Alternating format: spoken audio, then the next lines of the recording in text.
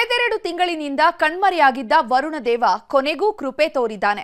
ರಾಜ್ಯದ ಹಲವೆಡೆ ಸುರಿದ ಮಳೆಗೆ 14 ಡ್ಯಾಂಗಳಿಗೆ ಜೀವ ಕಳೆ ಬಂದಿದೆ. ಮಲೆನಾಡು ಮಳೆಗೆ ಉತ್ತರದ ಜನ ಖುಷಿಯಾಗಿದ್ದು, ಇನ್ನೂ ಹಲವೆಡೆ ಬರದ ಛಾಯೆ ಬಿಟ್ಟು ಬಿಡದೆ ಕಾಡ್ತಿದೆ.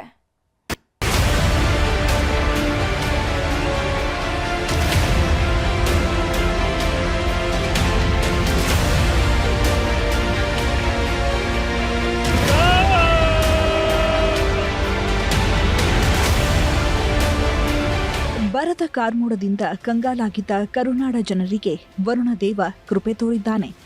ಬರದ ಭೀತಿಯ ಮಧ್ಯೆಯೂ ಅಲ್ಲಲ್ಲಿ ಭರ್ಜರಿ ಮಳೆಯಾಗಿದೆ. ಇದರ ಪರಿಣಾಮ ಕೆರೆ ಕಟ್ಟೆ ನದಿಗಳೆಲ್ಲ ಮೈದುಂಬಿ ಹರಿಯುತ್ತಿವೆ. ಮಲೆನಾಡು ಹಾಗೂ ಕರಾವಳಿಯಲ್ಲಿ ಸುರಿದ ಮಳೆ ಉತ್ತರ ಕನ್ನಡ ಜನರ ಮುಖದಲ್ಲಿ ಮಂದಹಾಸ ಮೂಡಿಸಿದೆ. ಜೂನ್ ಜುಲೈನಲ್ಲಿ ಕೈಕೊಟ್ಟಿದ್ದ ವರುಣದೇವ ತಿಂಗಳ ಕೊನೆಯಲ್ಲಿ ಮಂದಹಾಸ ಮೂಡಿಸಿದ್ದಾನೆ. ಡ್ಯಾಂಗಳ ಒಳಹರಿವು ದಿನೇ ದಿನೇ ಹೆಚ್ಚಳವಾಗ್ತಿದ್ದು ರೈತರು ನಿಟ್ಟುಸಿರು ಬಿಡುತ್ತಿದ್ದಾರೆ. ಇದರ ಮಧ್ಯೆ ಹಲವು ಜಿಲ್ಲೆಗಳಲ್ಲಿ ಬರದ ಭೀಕರತೆಯೂ ಆವರಿಸೋದಕ್ಕೆ ಶುರುವಾಗಿದೆ. ಬರ ಮಧ್ಯೆ ಹಲವೆಡೆ ಬರಪೂರ ಮಳೆ. ಕರಾವಳಿ ಜಿಲ್ಲೆಗಳಲ್ಲಿ ವರುಣದೇವ ಸೃಷ್ಟಿಸ್ತಾ ಇರೋ ಅವಾಂತರಗಳು ಅಷ್ಟಿಷ್ಟಲ್ಲ. ಮೇಲಿಂದ ಮೇಲೆ ಬೀಳ್ತಾ ಇರೋ ಮಳೆಗೆ ಗುಡ್ಡಗಳೇ ಬಾಯಿ ತೆರೆಯುತ್ತಿವೆ.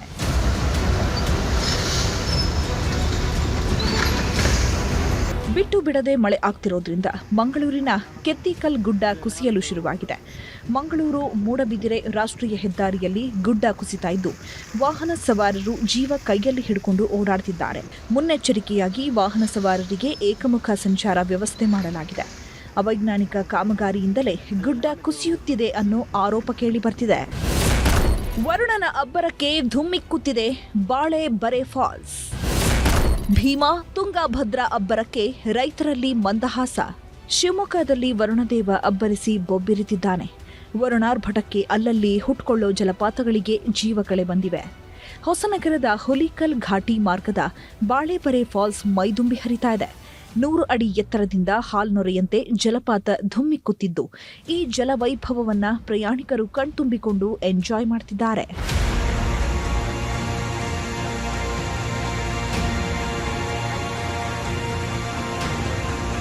ಚಿಕ್ಕಮಗಳೂರು ಹಾಗೂ ಶಿವಮೊಗ್ಗದಲ್ಲಿ ಸುರಿದ ಮಳೆಯ ಪರಿಣಾಮ ದಾವಣಗೆರೆ ಜನ ಫುಲ್ ಖುಷ್ ಆಗಿದ್ದಾರೆ.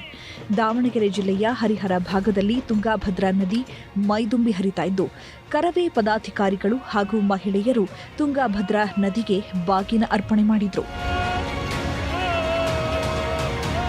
ಮಲೆನಾಡು ಮಳೆಯಿಂದಾಗಿ ಉತ್ತರ ಕರ್ನಾಟಕದ ಜನರ ಬದುಕಲ್ಲಿ ಜೀವ ಕಳೆ ಬಂದಿದೆ. ತುಂಗಭದ್ರಾ ಜಲಾಶಯಕ್ಕೆ ಭಾರೀ ಪ್ರಮಾಣದಲ್ಲಿ ನೀರು ಹರಿದು ಬಂದಿದ್ದು 105 ಟಿಎಂಸಿ ಸಂಗ್ರಹ ಸಾಮರ್ಥ್ಯದ ತುಂಗಭದ್ರಾ ಜಲಾಶಯಕ್ಕೆ 60 ಟಿಎಂಸಿ ಸಂಗ್ರಹವಾಗಿದೆ. ಇದೇ ಪ್ರಮಾಣದಲ್ಲಿ ನೀರು ಹರಿದು ಬಂದರೆ ಇನ್ನೊಂದು ವಾರದಲ್ಲೇ ತುಂಗಭದ್ರಾ ಜಲಾಶಯ ಭರ್ತಿಯಾಗಲಿದೆ. ಕಾವೇರಿ ಕೊಳ್ಳದಲ್ಲಿ ಸುರಿತಾ ಇರೋ ಮಳೆ ಮಂಡ್ಯ ಜನರಲ್ಲಿ ಆಶಾಭಾವನೆ ಮೂಡಿಸಿದೆ. ಕಳೆದೊಂದು ವಾರದಿಂದ ಭರ್ಜರಿ ಮಳೆ ಆಗಿರೋ ಪರಿಣಾಮ ಕೆಆರ್ಎಸ್ ಡ್ಯಾಂನ 105 ಅಡಿಗೆ ನೀರು ತಲುಪಿದೆ. ಹೀಗಾಗಿ ಮುಂಗಾರು ಬೆಳೆಗೆ ನೀರು ಹರಿಸುವಂತೆ ರೈತರು ಒತ್ತಾಯಿಸಿದ್ದಾರೆ. ಕಾವೇರಿ ಜಲಾನಯನ ಪ್ರದೇಶದಲ್ಲಿ ವ್ಯಾಪಕ ಮಳೆ ಆಗ್ತಿರೋದ್ರಿಂದ ಜಲಪಾತ ಹಾಗೂ ಹಳ್ಳ ಕೊಳ್ಳಗಳಿಗೆ ಜೀವ ಕಳೆ ಬಂದಿದೆ. ಭಾರೀ ಮಳೆಗೆ ಕರ್ನಾಟಕದ ಗಡಿ ಭಾಗದಲ್ಲಿರುವ ಹೊಗೇನಕಲ್ ಜಲಪಾತದಲ್ಲಿ ಪ್ರಕೃತಿಯ ಸೊಬಗು ಮತ್ತೆ ಮೈದುಂಬಿದೆ. ಹಾಲ್ನೊರೆಯಂತೆ ಧುಮ್ಮಿಕ್ಕುತ್ತಿರೋ ಹೊಗೇನಕಲ್ ಜಲಪಾತದ ರಮಣೀಯ ದೃಶ್ಯ ನೋಡುಗರ ಕಣ್ಮನ ಸೆಳೀತಾ ಇದೆ.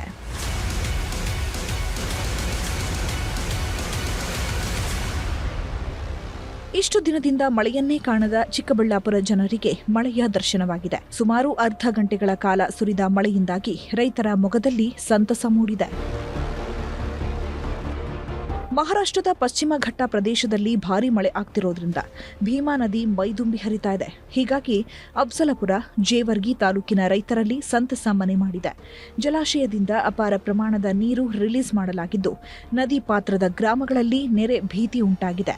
ನಾವೀಗ ಕಲಬುರಗಿಯ ಭೀಮಾ ನದಿಯ ಸೊನ್ನ ಬ್ರಿಡ್ಜ್ ಬಳಿ ಇದ್ದೀವಿ. ನನ್ನ ಹಿಂಭಾಗದಲ್ಲಿ ನೋಡಬಹುದು, ಈ ಭೀಮಾ ನದಿ ಕಳೆದ ಒಂದು ವಾರದ ಹಿಂದೆ ಸಂಪೂರ್ಣವಾಗಿ ಭೀಮಾ ನದಿ ಬರಿದಾಗ ಹೋಗಿತ್ತು. ಬರೀ ಹನಿ ನೀರಿಗೂ ಕೂಡ ಇಲ್ಲಿನ ಜನ ಪರಿತಪಿಸುವಂತಹ ಏನು ಪರಿಸ್ಥಿತಿ ನಿರ್ಮಾಣವಾಗಿತ್ತು. ಆದರೆ ಮಹಾರಾಷ್ಟ್ರದಲ್ಲಿ ಮಳೆ ಮತ್ತು ವೀರ್ ಮತ್ತು ಉಜ್ನಿ ಜಲಾಶಯದಿಂದ ನೀರು ಈ ಭೀಮಾ ನದಿಗೆ ಸುಮಾರು 1,40,000 ಕ್ಯೂಸೆಕ್ಸ್ ನೀರನ್ನು ಹರಿಬಿಟ್ಟಿದ್ದಾರೆ. ಇದರಿಂದಾಗಿ ಈ ಒಂದು ಭೀಮಾ ನದಿ ಸುತ್ತಮುತ್ತಲಿರುವಂತಹ ಈ ಗ್ರಾಮಗಳಿಂದ ರೈತರಿಗೆ ಮತ್ತು ಜನರಿಗೂ ಕೂಡ ಈಗ ಸಂತಸವನ್ನು ಮೂಡಿಸಿರುವಂಥದ್ದು. ಅಬ್ಬರಿಸಿದ ಮಳೆ, ತಗ್ಗಿದ ಬರದ ಛಾಯೆ. ಬರದ ಆತಂಕದ ಮಧ್ಯೆಯೇ ಅಲ್ಲಲ್ಲಿ ಭರ್ಜರಿ ಮಳೆ ಆಗಿರೋದ್ರಿಂದ ರೈತರು ತಕ್ಕ ಮಟ್ಟಿಗೆ ನಿಟ್ಟುಸಿರು ಬಿಟ್ಟಿದ್ದಾರೆ. ರಾಜ್ಯದ ಹಲವು ಡ್ಯಾಂಗಳು 61% ಭರ್ತಿಯಾಗಿವೆ. 14 ಡ್ಯಾಂಗಳಲ್ಲಿ ಉತ್ತಮ ನೀರು ಸಂಗ್ರಹವಾಗಿದ್ದು ಜನ ಖುಷಿಯಾಗಿದ್ದಾರೆ. ರಾಜ್ಯದ 14 ಡ್ಯಾಂಗಳಲ್ಲಿ ಒಟ್ಟು 546 ಟಿಎಂಸಿ ನೀರು ಸಂಗ್ರಹವಾಗಿದೆ. ಇದರೊಂದಿಗೆ 61% ಡ್ಯಾಂಗಳು ಭರ್ತಿಯಾಗಿವೆ.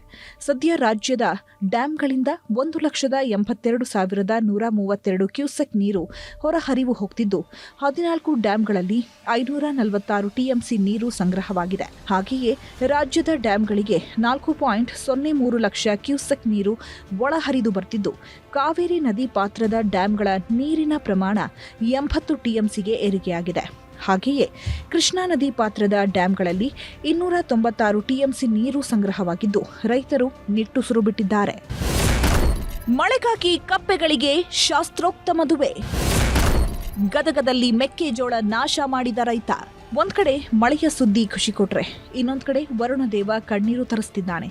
ಮಳೆ ಬೆಳೆ ಇಲ್ಲದೆ ಅನ್ನದಾತರು ಕಣ್ಣೀರು ಹಾಕ್ತಿದ್ದಾರೆ. ಬೆಳಗಾವಿ ಜಿಲ್ಲೆಯ ಅಥಣಿ ತಾಲೂಕಿನ ಅಡಹಳ್ಳಿಯಲ್ಲಿ ಮಳೆಗಾಗಿ ಕಪ್ಪೆಗಳಿಗೆ ಮದುವೆ ಮಾಡಲಾಗಿದೆ. ಕಪ್ಪೆಗಳಿಗೆ ಮದುವೆ ಮಾಡಿದ್ರೆ ಮಳೆ ಆಗುತ್ತೆ ಎಂಬ ನಂಬಿಕೆಯಲ್ಲಿ ಶಾಸ್ತ್ರೋಕ್ತವಾಗಿ ಮದುವೆ ಮಾಡಿದ್ದಾರೆ.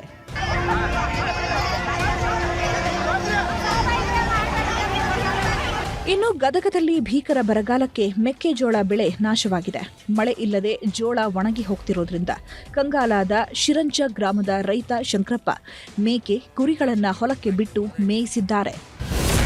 ಕಾಂಗ್ರೆಸ್ ಸಚಿವರ ಬರ ನೆರೆ ಅಧ್ಯಯನ ಜೋರು. ಸಚಿವ ಸ್ಥಾನಕ್ಕೇರಿದ ನಾಯಕರು ಫೀಲ್ಡಿಗಿಳಿದಿದ್ದಾರೆ. ಹಾಸನದ ಚನ್ನರಾಯಪಟ್ಟಣ ತಾಲೂಕಿನ ಕಲ್ಲಹಳ್ಳಿ ಭಾಗದಲ್ಲಿ ಸಚಿವ ಶಿವಲಿಂಗೇಗೌಡ ಬರ ಪ್ರದೇಶಕ್ಕೆ ಭೇಟಿ ನೀಡಿದ್ರೆ ಹಾರಂಗಿ ಜಲಾಶಯಕ್ಕೆ ಸಚಿವ ಪಿಎಂ ನರೇಂದ್ರ ಸ್ವಾಮಿ ಭೇಟಿ ನೀಡಿದ್ರು. ಇನ್ನು ಕೊಪ್ಪಳದ ಗಂಗಾವತಿ ತಾಲೂಕಿನ ಗಡ್ಡಿ ಗ್ರಾಮಕ್ಕೆ ಸಚಿವ ಶಿವರಾಜ ತಂಗಡಗಿ ಭೇಟಿ ನೀಡಿದ್ರು.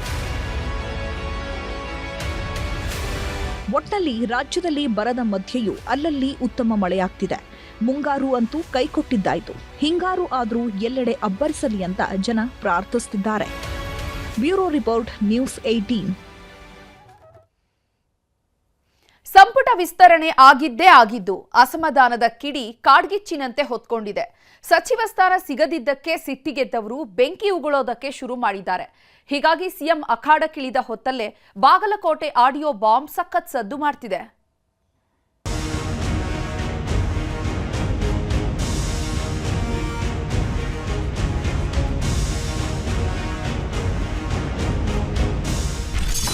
ಸಚಿವಾಕಾಂಕ್ಷಿಗಳ ಬಂಡಾಯಕ್ಕೆ ಸಿಎಂ ಮುಲಾಮು. ಸಿಡಿದಿದ್ದವರ ಜೊತೆ ಸಿಎಂ ಡಿಕೆ ಶಿವಕುಮಾರ್ ಚರ್ಚೆ. ಸಂಪುಟ ವಿಸ್ತರಣೆ ಪಟ್ಟಿ ರಿಲೀಸ್ ಆಗ್ತಿದ್ದಂತೆ ಹಲವು ಆಕಾಂಕ್ಷಿಗಳು ಬಂಡಾಯದ ಬಾವುಟ ಹಾರಿಸಿದ್ರು. ಇದು ಪಕ್ಷದಲ್ಲಿ ಕೊಂಚ ಗೊಂದಲ ಸೃಷ್ಟಿ ಮಾಡಿತ್ತು. ಆದರೆ ಈ ಗೊಂದಲ ಹೆಚ್ಚು ದಿನ ಉಳಿಯಲು ಬಿಡಲಿಲ್ಲ ಸಿಎಂ ಡಿಕೆ ಶಿವಕುಮಾರ್. ಇದೀಗ ರಂಗಪ್ರವೇಶ ಮಾಡಿ ಅಸಮಾಧಾನ ತಣಿಸುವಲ್ಲಿ ಸಕ್ಸಸ್ ಆಗಿದ್ದಾರೆ. ಬಂಡಾಯದ ಬಾವುಟ ಹಾರಿಸಿದವರಲ್ಲಿ ಇಂಡಿ ಶಾಸಕ ಯಶವಂತರಾಯಗೌಡ ಪಾಟೀಲ್ ಮುಂಚೂಣಿಯಲ್ಲಿದ್ರು. ಸಚಿವ ಸ್ಥಾನ ಸಿಗದವರು ಇನ್ನೂ ಅಸಮಾಧಾನ ಹೊರಹಾಕ್ತಿದ್ರೆ ಇವರು ಮಾತ್ರ ರಾಜೀನಾಮೆಯನ್ನೇ ಘೋಷಿಸಿಬಿಟ್ಟಿದ್ರು. ಆದ್ರೀಗ ರಾಜೀನಾಮೆ ವಾಪಸ್ ಪಡೆಯುತ್ತಿದ್ದೇನೆ ಅಂತ ವಿಧಾನಸಭೆ ಕಾರ್ಯದರ್ಶಿಗೆ ಪತ್ರ ಬರೆದಿದ್ದಾರೆ. ಸಚಿವ ಸ್ಥಾನ ಸಿಗದಿದ್ದಕ್ಕೆ 25 ಶಾಸಕರು ಸಭೆ ನಡೆಸಲು ಪ್ಲಾನ್ ಮಾಡಿದ್ರು. ಹೀಗಾಗಿ ಅಸಮಾಧಾನಿತರಿಗೆ ಖುದ್ದು ಸಿಎಂ ಡಿಕೆ ಶಿವಕುಮಾರ್ ಕರೆ ಮಾಡಿ ಚರ್ಚೆ ಮಾಡಿದ್ರು. ಇಂಡಿ ಶಾಸಕ ಯಶವಂತರಾಯಗೌಡಗೆ ಕರೆ ಮಾಡಿದ್ದ ಸಿಎಂ ಸುಮಾರು 10 ನಿಮಿಷ ಮಾತಾಡಿದ್ರು. ಸಿಎಂ ಮಾತುಕತೆ ನಂತರ ರಾಜೀನಾಮೆ ವಾಪಸ್ ಪಡೆಯಲು ಶಾಸಕರು ನಿರ್ಧರಿಸಿದ್ದಾರೆ. ಇನ್ನು ದಿನೇಶ್ ಗುಂಡೂರಾವ್, ಟಿಬಿ ಜಯಚಂದ್ರ ಜೊತೆಯೂ ಸಿಎಂ ಮಾತುಕತೆ ನಡೆಸಿದ್ದಾರೆ. ಅಲ್ಲದೆ ವಿಜಯನಗರ ಶಾಸಕ ಎಂ ಕೃಷ್ಣಪ್ಪ ಜೊತೆ ಆಪ್ತರ ಮೂಲಕ ಚರ್ಚೆ ನಡೆಸಿದ್ರು. ಈ ವೇಳೆ ಕ್ಷೇತ್ರಗಳಿಗೆ ಹೆಚ್ಚುವರಿ ಅನುದಾನ, ನಿಗಮ ಮಂಡಳಿ ಸ್ಥಾನದ ಭರವಸೆ ನೀಡಿದ್ದಾರೆ ಎನ್ನಲಾಗಿದೆ. ಇನ್ನು ಶಾಸಕ ಬೇಳೂರು ಗೋಪಾಲಕೃಷ್ಣ ಅವರನ್ನ ಕರೆಸಿ ಕೆಪಿಸಿಸಿ ಅಧ್ಯಕ್ಷ ಬಿಕೆ ಹರಿಪ್ರಸಾದ್ ಮಾತನಾಡುವ ಪ್ರಯತ್ನ ಮಾಡಿದ್ರು. ಕೊನೆಯ ಸಂಪುಟ ವಿಸ್ತರಣೆ ಆಗಿರ್ತಕ್ಕಂಥ ಹಿನ್ನೆಲೆಯಲ್ಲಿ ಆಕಾಂಕ್ಷಿಗಳು ಜಾಸ್ತಿ ಜನ ಇರ್ತಾರೆ. ಮುಖ್ಯಮಂತ್ರಿಗಳ ಜೊತೆ ಕೂಡ ಚರ್ಚೆ ಮಾಡಿದ್ವಿ. ಸುರ್ಜೇವಾಲಾ ಅವರು ಇವತ್ತು ಬರ್ತಾ ಇದ್ದಾರೆ.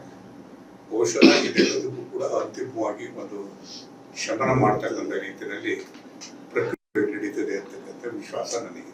ಇವತ್ತು ತಮಗೆಲ್ಲ ಗೊತ್ತಿದೆ, ಕರ್ನಾಟಕ ಸರ್ಕಾರದ 2ನೇ ಅವಧಿಯ ಮಂತ್ರಿಮಂಡಲ ರಚನೆಯಾಗಿದೆ. ಅದಾದ ನಂತರ ಅನೇಕ ವಿಚಾರಗಳನ್ನು ನೀವೆಲ್ಲ ಗಮನಿಸಿದ್ದೀರಿ. ಅದರ ಭಾಗವಾಗಿಯೇ ನಾನು ನಾಳೆ ಸುದೀರ್ಘವಾಗಿ ಬಿಜಾಪುರದ ಪ್ರವಾಸಿ ಮಂದಿರದಲ್ಲಿ ಬೆಳಗ್ಗೆ 10 ಗಂಟೆಗೆ ಭಾಳ ವಿವರವಾಗಿ ನಾನು ಮಾತಾಡ್ತೀನಿ. ಇನ್ನು ಸಚಿವ ಸ್ಥಾನ ಸಿಗದಿದ್ದಕ್ಕೆ ಸಿಡಿದೆದ್ದಿದ್ದವರಲ್ಲಿ ಗುಬ್ಬಿ ಶಾಸಕ ಶ್ರೀನಿವಾಸ್ ಕೂಡ ಮುಂಚೂಣಿಯಲ್ಲಿದ್ರು. ಸಿಎಂ ಜೊತೆ ಮಾತನಾಡಿದ ಬಳಿಕ ಶಾಸಕ ಶ್ರೀನಿವಾಸ್ ನಮಗೇನೂ ಅಸಮಾಧಾನ ಇಲ್ಲ ಅಂತ ಹೇಳಿದ್ದಾರೆ. ಆದ್ರೆ ಎಚ್.ಡಿ. ಕುಮಾರಸ್ವಾಮಿ ಪರ ಬ್ಯಾಟ್ ಬೀಸಿದ್ದು ಹೊಸ ಚರ್ಚೆಯನ್ನ ಹುಟ್ಟುಹಾಕಿದೆ. ಸಚಿವ ಸ್ಥಾನ ಕೊಟ್ಟಿದ್ರಲ್ಲ ಅಲ್ಲಿ JDS ನಿನ್ಗೆ ನೋಡಿ, ನಾವು ಕುಮಾರಸ್ವಾಮಿನ ಯಾವತ್ತೂ ಮರೆಯಂಗಿಲ್ಲ. ನಾನು ಹಿಂದೆ ಕುಮಾರಸ್ವಾಮಿ ಅವರು ಮರೆಯಂಗೇ ಇಲ್ಲ, ಕರೆದ್ಬಿಟ್ಟು ಮಾಡಿದ್ನ. ಕೋಲಾರ ಚಿಕ್ಕಬಳ್ಳಾಪುರ ಭಾಗದಲ್ಲಿ ಆಕಾಂಕ್ಷಿಗಳ ಕಿಚ್ಚು. ಇನ್ನು ಕೋಲಾರ ಚಿಕ್ಕಬಳ್ಳಾಪುರ ಭಾಗದಲ್ಲಿ ಮಾತ್ರ ಅವಕಾಶ ವಂಚಿತರ ಕಿಚ್ಚು ಕೊಂಚ ಜೋರಾಗಿಯೇ ಇದೆ.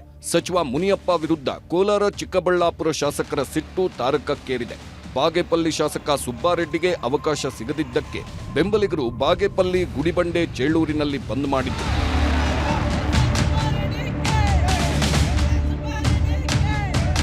ಶಾಸಕ ನಾರಾಯಣಸ್ವಾಮಿ ಬೆಂಬಲಿಗರು ನಾಳೆ ಕೋಲಾರ ಜಿಲ್ಲೆ ಬಂಗಾರಪೇಟೆ ಪಟ್ಟಣ ಬಂದ್ಗೆ ಕರೆ ಕೊಟ್ಟಿದ್ದಾರೆ. ಮತ್ತೊಂದೆಡೆ ಹೊಸಕೋಟೆ ಶಾಸಕ ಶರತ್ ಬಚ್ಚೇಗೌಡ ಕೂಡ ತಮಗೆ ಸಚಿವ ಸ್ಥಾನ ಸಿಗದಿದ್ದಕ್ಕೆ ತೀವ್ರ ಅಸಮಾಧಾನ ಹೊರಹಾಕಿದ್ದಾರೆ. ಇನ್ನು ಸಚಿವ ಸ್ಥಾನ ಸಿಗದಿದ್ದಕ್ಕೆ ಅಸಮಾಧಾನಗೊಂಡಿರುವ ಶಾಸಕ ಬಸನಗೌಡ ದದ್ದಲ್ ವಾಲ್ಮೀಕಿ ನಿಗಮಕ್ಕೆ ರಾಜೀನಾಮೆ ನೀಡಿದ್ದಾರೆ. ಸಿಎಂ ಡಿಕೆ ಶಿವಕುಮಾರ್ ಭೇಟಿಯಾಗಿ ರಾಜೀನಾಮೆ ಸಲ್ಲಿಕೆ ಮಾಡಿದ್ದಾರೆ. ಈ ಎಲ್ಲ ಬೆಳವಣಿಗೆಗಳ ಮಧ್ಯೆ ಸಚಿವ ಸ್ಥಾನಕ್ಕಾಗಿ ಶಾಸಕಿ ಲಕ್ಷ್ಮೀ ಹೆಬ್ಬಾಳ್ಕರ್ ಕಸರತ್ತು ನಡೆಸುತ್ತಿದ್ದಾರೆ. ಬೆಂಗಳೂರಿನ ಕಾವೇರಿ ನಿವಾಸದಲ್ಲಿ ಮಾಜಿ ಸಿಎಂ ಸಿದ್ದರಾಮಯ್ಯರನ್ನ ಭೇಟಿಯಾಗಿ ಮಹಿಳಾ ಕೋಟಾದಡಿ ಮಂತ್ರಿ ಮಾಡಿಸುವಂತೆ ಮನವಿ ಮಾಡಿದ್ದಾರೆ. ಬಾಗಲಕೋಟೆ ಕಾಂಗ್ರೆಸ್ನಲ್ಲಿ ಆಡಿಯೋ ಬಾಂಬ್. ಕಾಂಗ್ರೆಸ್ನಲ್ಲಿ ಸಂಭಾಷಣೆ ಸಂಚಲನ, ಬಿಜೆಪಿಗೆ ಬ್ರಹ್ಮಾಸ್ತ್ರ. ಸಚಿವ ಸ್ಥಾನದ ವಿಚಾರವಾಗಿ ಇಷ್ಟೆಲ್ಲ ಜಟಾಪಟಿ ನಡೆಯುತ್ತಿರುವಾಗಲೇ ಬಾಗಲಕೋಟೆ ಕಾಂಗ್ರೆಸ್ನಲ್ಲಿ ವೈರಲ್ ಆಗಿರೋ ಆಡಿಯೋವೊಂದು ಭಾರೀ ಸಂಚಲನ ಸೃಷ್ಟಿಸಿದೆ.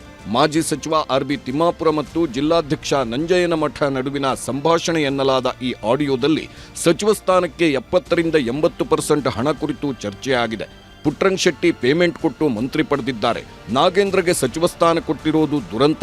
ದೆಹಲಿಯಲ್ಲಿ ನಮ್ಮಲ್ಲೇ ಕೆಲವರು ಹುಚ್ಚರಿದ್ದಾರೆ ಅಂತ ಚರ್ಚೆಯಾಗಿದ್ದು ಕಾಂಗ್ರೆಸ್ನಲ್ಲಿ ಸಂಚಲನ ಸೃಷ್ಟಿಸಿದೆ. ಅತೃಪ್ತರು, ಅಸಮಾಧಾನಿತರನ್ನ ಸಂತೈಸುವುದರ ಜೊತೆಗೆ ಖಾತೆ ಹಂಚಿಕೆ, ನಿಗಮ ಮಂಡಳಿ ಅಧ್ಯಕ್ಷ, ಉಪಾಧ್ಯಕ್ಷರ ನೇಮಕ ಎಲ್ಲವೂ ಸರ್ಕಾರದ ಮುಂದಿದೆ. ಇದನ್ನೆಲ್ಲ ಹೇಗೆ ನಿಭಾಯಿಸುತ್ತಾರೆ ಅನ್ನೋದು ಸದ್ಯದ ಕುತೂಹಲ. Bureau report, news 18. ಅಭಿಮಾನ ಅನ್ನೋದು ಅತಿರೇಕಕ್ಕೆ ಹೋದ್ರೆ ಏನಾಗುತ್ತೆ ಅನ್ನೋದಕ್ಕೆ ಈ ಸ್ಟೋರಿಯೇ ಸಾಕ್ಷಿ. ಹೋದಲ್ಲಿ ಬಂದಲ್ಲಿ ಡಿ-ಬಾಸ್ ಘೋಷಣೆ ಕೂಗೋ ದರ್ಶನ್ ಅಭಿಮಾನಿಗಳು ಸಿಎಂ ಮುಂದೆಯೂ ಕಿರಿಕ್ ಮಾಡಿದ್ದಾರೆ. ನೋಡೋವರೆಗೂ ನೋಡಿದ ಸಿಎಂ ಫುಲ್ ಗರಂ ಆಗಿದ್ದಾರೆ.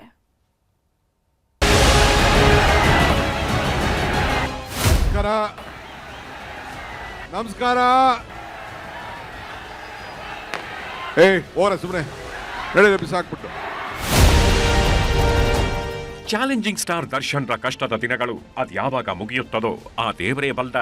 ಯಾಕಂದ್ರೆ ಕೊಲೆ ಕೇಸ್ನಲ್ಲಿ ಜೈಲು ಸೇರಿರೋ ದರ್ಶನ್ ತೆರೆಯ ಮೇಲೆ ಹಾರಾಡಿ ಐರಾವತನಂತೆ ಮಿಂಚಿಸಿದ್ದವರು ಜೈಲು ಸೇರಿದ ಮೇಲಂತೂ ಕುಗ್ಗಿ ಹೋಗಿದ್ದಾರೆ. ದರ್ಶನ್ ಪಾಲಿಗೆ ಬದುಕಿದ್ದಾಗಲೇ ಅಕ್ಷರಶಃ ನರಕ ದರ್ಶನವಾಗ್ತಿದೆ. ಇಂತಹ ದರ್ಶನ್ಗೆ ಅಭಿಮಾನಿಗಳು ಎಷ್ಟಿದ್ದಾರೆ ಅನ್ನೋದು ಇಡೀ ಸಿನಿಮಾ ರಂಗಕ್ಕೆ ಗೊತ್ತಿದೆ. ದರ್ಶನ್ ಹೋದಲ್ಲಿ ಬಂದಲ್ಲಿ ಮುತ್ತಿಕೊಳ್ಳೋ ಜನ ಈ ಕ್ಷಣಕ್ಕೂ ದರ್ಶನ್ಗಾಗಿ ಕಾದು ಕುಳಿತಿದ್ದಾರೆ. ಎಲ್ಲೇ ಕಾರ್ಯಕ್ರಮ ಆದರೂ ದರ್ಶನ್ ಪರ ಘೋಷಣೆಗಳು ಮೊಳಗಿಸ್ತಾರೆ. ಇದೀಗ ರಾಮನಗರದ ಕರಗ ಮಹೋತ್ಸವದಲ್ಲಿ ದಿ ಬಾಸ್ ಅನ್ನೋ ಸದ್ದು ಮೊಳಗಿದೆ. ಆದರೆ ದರ್ಶನ್ ಅಭಿಮಾನಿಗಳ ಅಭಿಮಾನದ ಅತಿರೇಕ ಸಿಎಂ ಡಿಕೆಶಿರನ್ನ ಕೆರಳಿ ಕೆಂಡವಾಗುವಂತೆ ಮಾಡಿದೆ.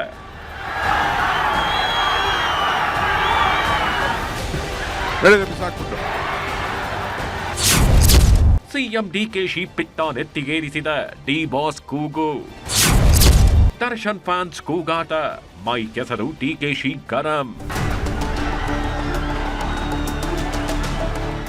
ನಿನ್ನೆ ಬೆಂಗಳೂರು ದಕ್ಷಿಣ ಜಿಲ್ಲೆ ರಾಮನಗರದಲ್ಲಿ ಕರಗ ಮಹೋತ್ಸವವನ್ನ ಅದ್ಧೂರಿಯಾಗಿ ಹಮ್ಮಿಕೊಂಡಿದ್ರು.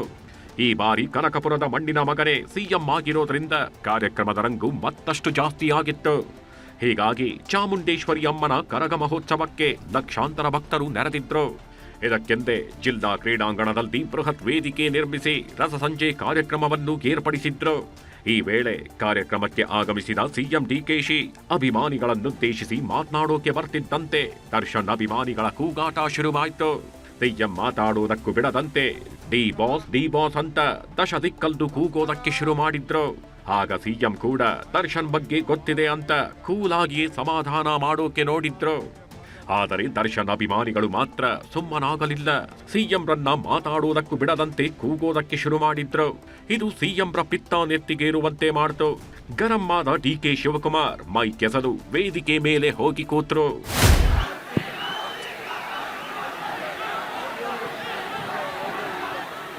ನಮಸ್ಕಾರ ನಮಸ್ಕಾರ. ಓರ ಸುಮ್ಮನೆ ಬೆಳಗ್ಗೆ ಬಿಸಾಕ್ಬಿಟ್ಟು. ಯಾವಾಗ ಕಾರ್ಯಕ್ರಮದ ವೇದಿಕೆ ಮೇಲೆಗೆ ಸಿಎಂ ಸಿಟ್ಟಾದ್ರು, ಶಾಸಕ ಇಕ್ಬಾಲ್ ಹುಸೇನ್ ಮಧ್ಯಪ್ರವೇಶ ಮಾಡಿದ್ರು. ಸುಮ್ಮನಿರಿ, ಇದು ನಮ್ಮ ರಾಮನಗರದ ಕಾರ್ಯಕ್ರಮ, ಹೀಗೆ ಮಾಡೋದು ಸರಿಯಲ್ಲ ಅಂತ ಸಮಾಧಾನ ಮಾಡಿದ್ರು. ಇದು ನಮ್ಗೆಲ್ಲ ಅಗೌರವ ಇದೆಲ್ಲನೂ, ಇಡೀ ರಾಮನಗರಕ್ಕೆ ಅಗೌರವ ಇದು. ದಯವಿಟ್ಟು ಮುಖ್ಯಮಂತ್ರಿಗಳು ಮಾತಾಡ್ತಾರೆ, ದಯವಿಟ್ಟು ನಮ್ಮ ಕ್ಷಮೆ ಯಾಚಿಸ್ತೀನಿ. ದಯವಿಟ್ಟು ನಿಶಬ್ದ ಆಗಿರಿ ದಯವಿಟ್ಟು. ದರ್ಶನ್ ಅಭಿಮಾನಿಗಳು ಸೈಲೆಂಟ್ ಆಗ್ತಿದ್ದಂತೆ ಮತ್ತೆ ಎಂಟ್ರಿ ಕೊಟ್ಟ ಸಿಎಂ ಡಿಕೆ ಶಿವಕುಮಾರ್ ಕಿವಿ ಮಾತು ಹೇಳೋ ಕೆಲಸ ಮಾಡಿದ್ರು. ಯತ್ನ ವಿಫಲವಾಗಬಹುದು, ಆದರೆ ಪ್ರಾರ್ಥನೆ ವಿಫಲವಾಗಲ್ಲ. ತಾಯಿ ಚಾಮುಂಡೇಶ್ವರಿಯಲ್ಲಿ ಪ್ರಾರ್ಥನೆ ಮಾಡಿ ಅಂತ ದರ್ಶನ್ ಫ್ಯಾನ್ಸ್ಗೆ ಮನವಿ ಮಾಡಿದ್ರು. ನಿಮ್ಮ ಅಭಿಮಾನಕ್ಕೆ ನಾನು ಗೌರವ ಕೊಡ್ತೀನಿ, ಆದರೆ ನೀವು ಕೋರ್ಟಿನ ವಿಚಾರ ಇಲ್ಲಿ ನನ್ನ ಮೇಲೆ ಒತ್ತಡ ಹೇಳಕ್ ಹೋಗ್ಬೇಡಿ. ನನಗೆ ಭಾವನೆ ಗೊತ್ತಿದೆ. ನಾನು ಹೆಂಗೆ ದೇವ್ರ ಮೇಲೆ ಪ್ರಾರ್ಥನೆ ಮಾಡಿದ್ರೆ ನೀವು ಪ್ರಾರ್ಥನೆ ಮಾಡಿ.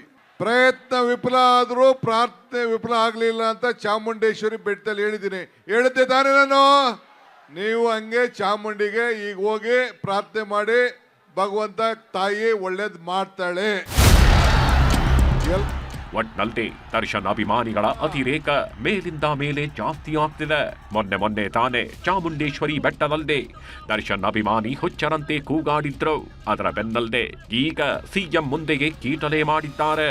ಕೆಲವರು ಮಾಡೋ ಕಿತಾಪತಿಗಳು ದರ್ಶನ್ ಹೆಸರಿಗೆ ಮಸಿ ಬಳಿಯೋ ಕೆಲಸ ಮಾಡ್ತಿದೆ. ಎಟಿ ವೆಂಕಟೇಶ್ ಪ್ರಭು, ನ್ಯೂಸ್ 18 ಬೆಂಗಳೂರು ದಕ್ಷಿಣ. ಅವರೆಲ್ಲ ಅಂಗೈಯಗಲ ಜಾಗವನ್ನೇ ನಂಬಿಕೊಂಡು ಬದುಕು ನಡೆಸ್ತಾ ಇದ್ರು. ಸರ್ಕಾರ ಕೊಟ್ಟಿದ್ದ 1 ಎಕರೆ ಜಾಗದಲ್ಲೇ ಬದುಕು ಕಟ್ಕೊಂಡಿದ್ರು. ಆದರೆ ಸರ್ವೆ ಅಧಿಕಾರಿಗಳು ಮಾಡಿದ ಎಡವಟ್ಟು ನೊಂದವರ ಬದುಕಿಗೆ ಕೊಳ್ಳಿ ಇಟ್ಟಿದೆ.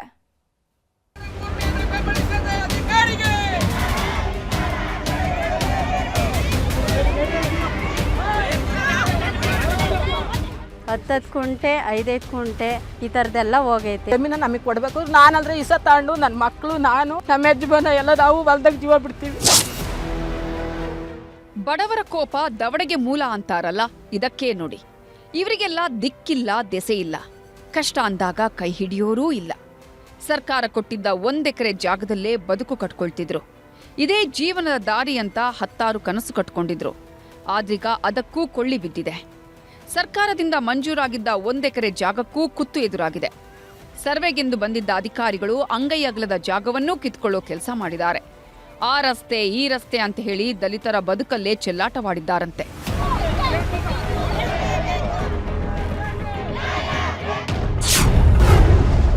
ದಲಿತರ ಅಂಗೈ ಅಗಲ ಜಾಗಕ್ಕೂ ಎದುರಾಗಿದೆ ಕಂಟಕ.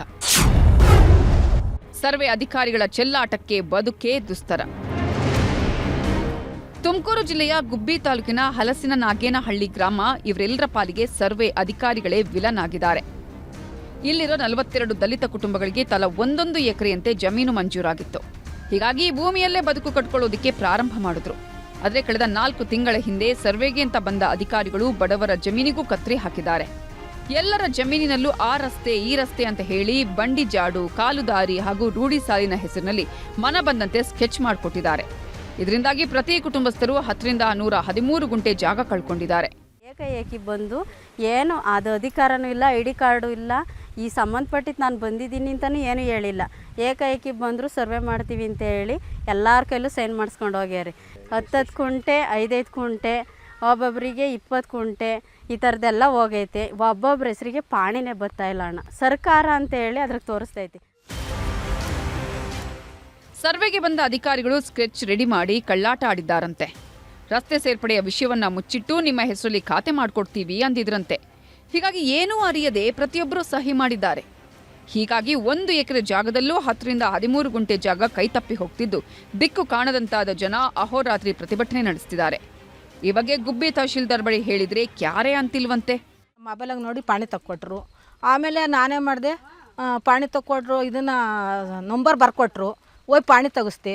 ಅದ್ರಾಗೆ ನಮ್ಮದು 20 ಕುಂಟೆ ಬರೀ 22 ಕುಂಟೆ ಹೊಲ ತೋರಿಸ್ತೈತೆ 1 ಎಕರೆ ಒಳಗೆ. ಈಗ ನಮ್ಮಿಬ್ಬರು ಮಕ್ಕಳು ಕುಂಟು ಮಕ್ಕಳು, ಆಚೆ ಈಚೆಗೆ ತಿರುಗಾಡೋಕ್ಕಾಗಲ್ಲ. ನಾನೇನು ಮಾಡ್ಬೇಕು ಹೇಳ್ರಿ? ಎಲ್ಲರೂ ಬಂದು ನಮಗೆ ಸರಿಪಡಿಸಿ ಕೊಡಬೇಕು, ನಮ್ಮ ಜಮೀನು ನಮಗೆ ಕೊಡಬೇಕು. ನಾನಂದರೆ ಇಸ ತಗೊಂಡು ನನ್ನ ಮಕ್ಕಳು, ನಾನು, ನಮ್ಮ ಯಜಮಾನ ಎಲ್ಲ ನಾವು ಹೊಲ್ದಾಗ ಜೀವ ಬಿಡ್ತೀವಿ. ನಮಗೆ ಜಮೀನು ಅದು ಬಿಟ್ಟರೆ ಇನ್ಯಾವುದೂ ಜಮೀನಿಲ್ಲ. ಒಟ್ನಲ್ಲಿ ಇವರ ಪಾಲಿಗೆ ಅಂತಿದ್ದ ಅಂಗೈ ಅಗಲದ ಜಾಗವೂ ಕೈತಪ್ಪಿ ಹೋಗ್ತಿದೆ. ಅಧಿಕಾರಿಗಳ ಕಳ್ಳಾಟಕ್ಕೆ ದಲಿತ ಕುಟುಂಬಗಳು ಕಣ್ಣೀರಿಡ್ತಿವೆ. ಇನ್ನಾದರೂ ತಹಶೀಲ್ದಾರ್ ಇತ್ತ ಕಣ್ಹಾಯಿಸ್ತಾರಾ? ಕಾದು ನೋಡಬೇಕು.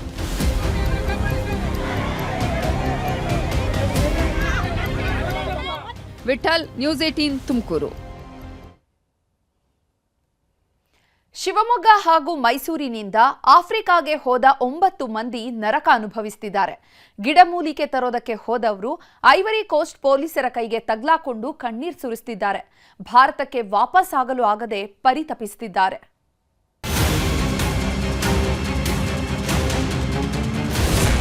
ಆಫ್ರಿಕಾಗೆ ಹೋದ ಹಕ್ಕಿಪಿಕ್ಕಿ ಜನರಿಗೆ ನರಕ ದರ್ಶನ. 9 ಮಂದಿ ಅರೆಸ್ಟ್, ಭಾರತಕ್ಕೆ ಬರಲಾಗದೆ ಕಂಗಾಲು. ಶಿವಮೊಗ್ಗ ಜಿಲ್ಲೆಯ ಹಕ್ಕಿಪಿಕ್ಕಿ ಜನ ಕಣ್ಣೀರಿಡುವುದಕ್ಕೆ ಶುರು ಮಾಡಿದ್ದಾರೆ. ಆಫ್ರಿಕಾಗೆ ಹೋದಂತ ನಮ್ಮವರು ಇನ್ನೂ ಬಂದಿಲ್ಲ ಅಂತ ಇವರು ಗೋಳಾಡ್ತಾ ಇದ್ರೆ, ಆಫ್ರಿಕಾಗೆ ಹೋದಂತವರು ಬಂದಿಖಾನೆ ಸೇರಿದ್ದಾರೆ. ಗಿಡಮೂಲಿಕೆ ತರೋದಕ್ಕೆ ಅಂತ ಹೋದವರು ಆಫ್ರಿಕಾದ ಐವರಿ ಕೋಸ್ಟ್ ದೇಶದ ಪೊಲೀಸರ ಕೈಯಲ್ಲಿ ಲಾಕ್ ಆಗಿದ್ದಾರೆ. ಅನುಮತಿ ಇಲ್ಲದೆ ಗಿಡಮೂಲಿಕೆ ತೈಲವನ್ನ ಮಾರಾಟ ಮಾಡ್ತಿದ್ದಾರೆ ಅಂತ 9 ಮಂದಿಯನ್ನ ಲಾಕ್ ಮಾಡಲಾಗಿದೆ.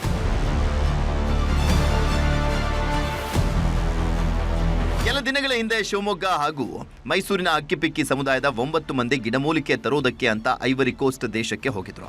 ಅದರಲ್ಲಿ 6 ಪುರುಷರಿದ್ರೆ 3 ಮಹಿಳೆಯರಿದ್ರು. ಒಂದಿಷ್ಟು ದಿನ ಅಲ್ಲೇ ಸುತ್ತಾಡಿದವರು 4 ದಿನದ ಹಿಂದೆ ಗಿಡಮೂಲಿಕೆ ತೈಲವನ್ನ ಖರೀದಿ ಮಾಡಿದ್ರು. ನಂತರ ಅವುಗಳನ್ನೆಲ್ಲ ಕರ್ನಾಟಕಕ್ಕೆ ತರೋದಕ್ಕೆ ಎಲ್ಲ ಸಿದ್ಧತೆ ಮಾಡ್ಕೊಂಡಿದ್ರು. ಆದ್ರೆ ಅಷ್ಟೊತ್ತಿಗಾಗಲೇ ಐವರಿ ಕೋಸ್ಟ್ ಪೊಲೀಸರು ಎಲ್ಲರನ್ನೂ ಬಂಧಿಸಿದ್ದಾರೆ. ಅನುಮತಿ ಇಲ್ಲದೆ ಗಿಡಮೂಲಿಕೆ ತೈಲವನ್ನ ಮಾರಾಟ ಮಾಡಲಿಕ್ಕೆ ಮುಂದಾಗಿದ್ದಾರೆ ಅಂತ ಎಲ್ಲರನ್ನೂ ತಮ್ಮ ವಶಕ್ಕೆ ಪಡೆದಿದ್ದಾರೆ. ಹೀಗಾಗಿ ವಿದೇಶಿ ಪೊಲೀಸರ ಕೈಯಿಂದ ಹೊರಬರೋದಕ್ಕಾಗದೆ ಪರದಾಟವನ್ನು ಮಾಡಿದ್ದಾರೆ. ಕಳೆದ 4 ದಿನದಿಂದ ಪೊಲೀಸರ ಕೈಯಲ್ಲಿ ಲಾಕ್ ಆಗಿರುವಂತ 9 ಮಂದಿ ಏನೇ ಮಾಡಿದ್ರೂ ವಾಪಸ್ ಬರೋದಕ್ಕೆ ಆಗ್ತಾ ಇಲ್ಲ.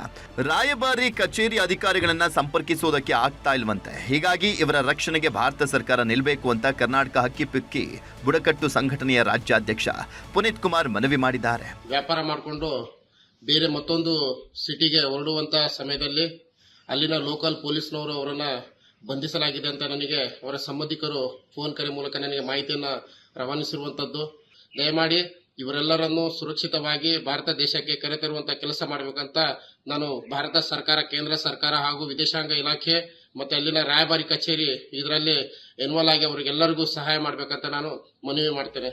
ಒಟ್ನಲ್ಲಿ ಗಿಡಮೂಲಿಕೆ ತರುವುದಕ್ಕೆ ಅಂತ ದೇಶ ಬಿಟ್ಟು ದೇಶಕ್ಕೆ ಹೋದವರು ಅಲ್ಲೇ ಬಂದಿಯಾಗಿದ್ದಾರೆ. ಹೀಗಾಗಿ ಕೇಂದ್ರ ಸರ್ಕಾರ ಆದಷ್ಟು ಬೇಗ ಇವರ ಸಹಾಯಕ್ಕೆ ನಿಲ್ಲುವಂತ ಕೆಲಸ ಮಾಡಬೇಕಾಗಿದೆ. ವಿನಯ್ ಪುರ್ದಾಳು, ನ್ಯೂಸ್ 18 ಶಿವಮೊಗ್ಗ. ಮತ್ತಷ್ಟು ಪ್ರಮುಖ ಸುದ್ದಿಗಳನ್ನ ಕನ್ನಡ ನಾಡಿ ಎಕ್ಸ್‌ಪ್ರೆಸ್‌ನಲ್ಲಿ ನೋಡೋಣ. ಯಾದಗಿರಿಯ ಕೆಮಿಕಲ್ ಫ್ಯಾಕ್ಟರಿಯಲ್ಲಿ ವಿಷಾನಿಲ ಸೋರಿಕೆ. ವಿಷಾನಿಲದಿಂದ 3 ಕಾರ್ಮಿಕರು ಸಾವು. 2 ಕಾರ್ಮಿಕರಿಗೆ ರಾಯಚೂರು ರಿಮ್ಸ್ನಲ್ಲಿ ಮುಂದುವರಿದ ಚಿಕಿತ್ಸೆ. ಬಿಸಿಯೂಟ ಸೇವಿಸಿ 25ಕ್ಕೂ ಹೆಚ್ಚು ವಿದ್ಯಾರ್ಥಿಗಳು ಅಸ್ವಸ್ಥ. ಚಿತ್ರದುರ್ಗದ ದೇವರ ಮರಿಕುಂಟೆ ವಾಲ್ಮೀಕಿ ಪ್ರೌಢಶಾಲೆಯಲ್ಲಿ ಘಟನೆ. ಅಸ್ವಸ್ಥ ವಿದ್ಯಾರ್ಥಿಗಳಿಗೆ ಜಿಲ್ಲಾಸ್ಪತ್ರೆಯಲ್ಲಿ ಚಿಕಿತ್ಸೆ. ಮುಂದುವರೆದ ಬಿಡದಿ ಟೌನ್ಶಿಪ್ ಕದನ. ರೈತರ ಭೂಸ್ವಾಧೀನ ವಿರೋಧಿಸಿ ಜಿಬಿಐಟಿ ಪ್ರತಿಕೃತಿ ದಹನ. ಜಿಬಿಎ ವಿರುದ್ಧ ಬಾಯಿ ಬಡಿದುಕೊಂಡು ರೈತರು ಘೋಷಣೆ. ನಿಯಂತ್ರಣ ತಪ್ಪಿ ಮೆಕ್ಕೆಜೋಳ ತುಂಬಿದ್ದ ಲಾರಿ ಪಲ್ಟಿ. ದಾವಣಗೆರೆಯ ಸೂಳೆಕೆರೆ ಬಳಿ ಘಟನೆ.